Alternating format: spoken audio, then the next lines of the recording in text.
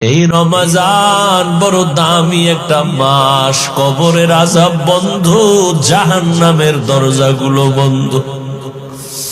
ওই কবরে কোনো আযাব নাই, রূহগুলো অপেক্ষায় আছে। সন্তান, আজকে তুই কোন ঘরে ঘুমাইতেছ? ওই ঘরের মালিক তো একদিন আমরা ছিলাম। আজকে তোরে বড় বানাইতে গিয়া আমি মা কত ঘুম নষ্ট করেছি।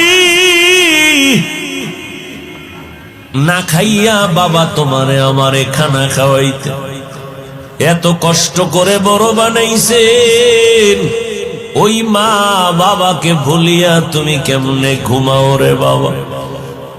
ওই মা বাবার জন্য তৈরি হও, কবরে সওয়াব পৌঁছানোর কি ব্যবস্থা করবা।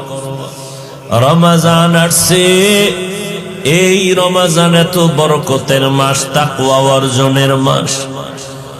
ও বান্দা, তুমি একটা নফল আমল 11 মাসে করবা, রমজানে করবা, তুমি এত দাম পাবা।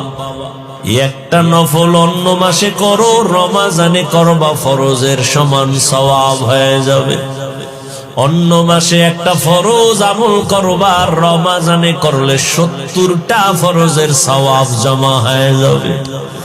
আমার মায়ার নবী দুর্বল, অন্য নবীর উম্মতের হায়াত অনেক বেশি, তারা বেশি নেক আমল করেছেন। আমার হায়াত কম, আমার উম্মতের হায়াত কম, এত নেক কোথায় পাবে? আল্লাহ বলেন, ও নবী জানেন না আমি আপনার কত বড় আশিক?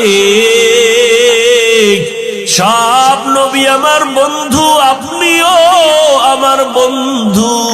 তবে ব্যবধান হলো, সব নবী রাসূল আমি